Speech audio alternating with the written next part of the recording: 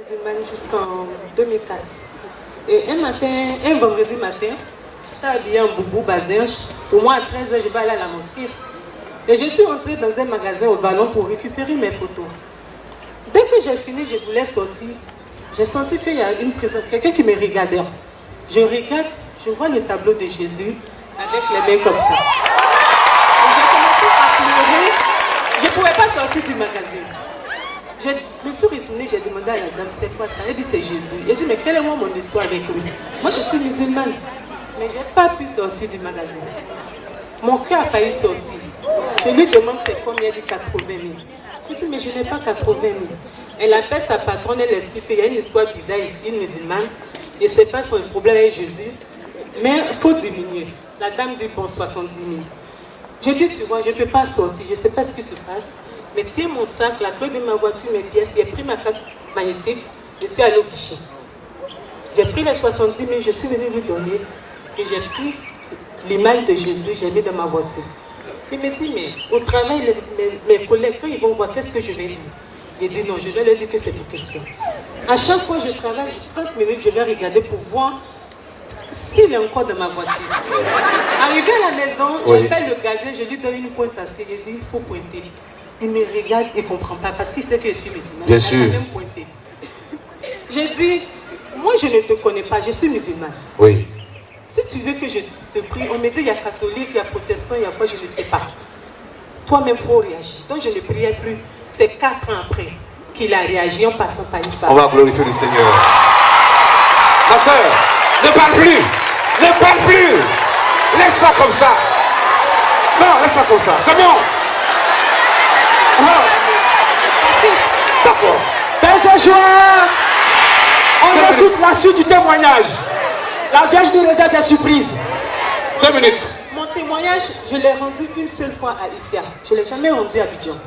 Quand les gens me disent, ils écoutent, ils disent, il faut rendre témoignage. Je dis non, c'est l'esprit qui dirige ma vie. Si l'esprit veut que je témoigne, je vais témoigner. En venant ici, moi je ne savais même pas que j'allais monter pour témoigner. Donc en 2008, la dame me touche. Elle dit, je sais que vous êtes musulmane. Mais j'ai fait 3 songes. Si je ne vous dis pas, j'aurai des problèmes avec la dame. Et que la Vierge me dit de vous dire qu'elle vous aime. Je lui ai posé une seule question. La Vierge Marie, c'est qui? C'est chez les catholiques, les protestants. Elle dit c'est chez les catholiques. C'est le même jour, j'ai franchi le portail de l'église Saint-Ambroise, ma vie de crocodile. Et je tombe sur une personne. Je dis bonjour monsieur, excusez-moi. Je cherche un prêtre. Et je dis monsieur, mais il me dit je suis prêtre. Et c'est le père Paul Apa. Le père Paul Apa, qui est au Canada. Et c'est lui qui m'a suivi, il m'a dit 3 choses. Oui. Je t'inscris à la catéchèse. Oui. La deuxième chose, c'est ta recherche personnelle. Oui. La troisième chose, le jour où tu vas accepter la Vierge Marie dans ta vie, tous tes problèmes finissent. Alléluia. Mais quand je venais à l'église catholique, j'étais chargée. Les médecins disaient que j'avais 2 ans parce que j'avais un problème de foie.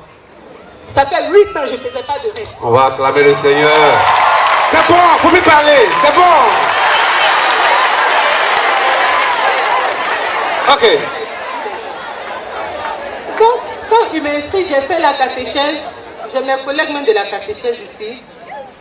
Mais je vous dis que plus tu connais le Christ, plus les problèmes commencent.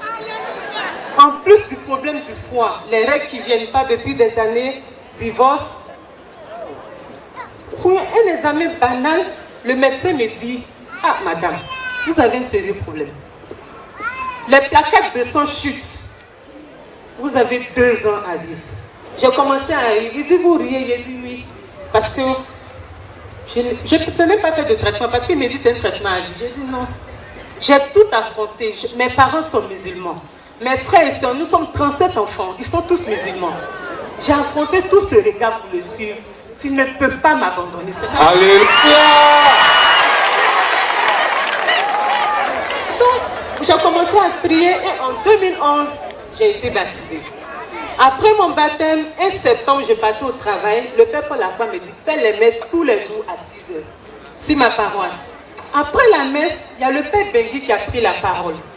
Il dit, il y a la nuit de 1000 Ave Maria, la nuit du 29 septembre au 1er octobre.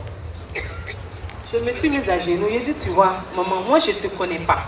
C'est ton fils que je connais. Même quand on fait la catéchèse, je vois mes camarades aller prier devant elle. Je m'arrête de loin, je la regarde. Parce que moi, je ne la connais pas.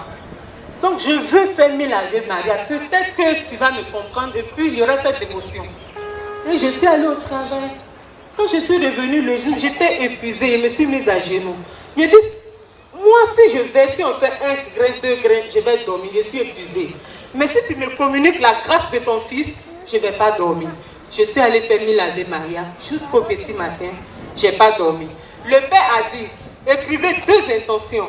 J'ai mis, les règles ne viennent pas, ça fait 8 ans. J'ai parcouru le monde entier. Je suis allée en France. Même le médecin juif me dit, madame, tournez-vous vers Jésus. L'indigénat n'a pas pu faire quelque chose. Si tu es capable de faire venir, moi je te fais le serment de te faire 1 rosaire par jour et d'aller à Issia. Deuxième chose, je lui ai dit qu'on travaille, on évolue. Ça fait longtemps que je travaille. Mes collègues, même les derniers de la classe sont nommés. Moi j'ai été major de ma classe, major de l'ENA, mais je regarde ton fils. Parce que moi j'ai personne. Dès qu'on a fini, on a fait la messe à 6h, je suis rentrée à la maison. Je me couche, je me réveille, les règles sont là. Alléluia. On va se lever pour acclamer le Seigneur. 8 ans après. Non, c'est bon, c'est bon, c'est bon, c'est bon, c'est bon. Non, on parle même plus même. Je suis... Et le foie. J'appelle le médecin, il dit, madame, vous vivez, vous allez avoir le cancer de sang, de foie. Faites un effort, vous allez venir sur le traitement. Il dit, docteur, je viens. Quand je suis arrivé devant lui, il dit, je vais refaire l'examen. On refait. Il dit, mais attends, qu'est-ce qui s'est passé? Je lui ai dit, non, c'est la vieille d'Issia. C'est étant devant la dame, étant en congé aussi, ma collègue qui m'appelle. Elle dit, hé, grande sœur, tu es où? Le Dieu que tu pries, là, il va falloir te suivre. Le ministre vient de te nommer sous-directeur.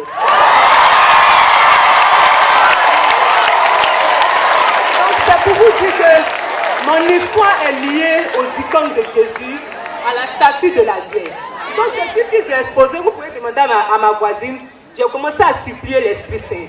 J'ai dit, je ne peux pas aller chez moi sans cette statue. Ce n'est pas possible. Il me faut ça, l'Esprit Saint. Je t'en supplie. Il me faut aller à la maison avec vous. Alors, on va se lever pour acclamer le Seigneur. Acclamez le Seigneur. Pour ces merveilles. Voilà. Elle va faire son don. Elle fera son don plus tard. Merci, madame. Non, elle fera le don. Laisse-moi dire. Non, Roger, laisse ça. Laisse ça. C'est tellement...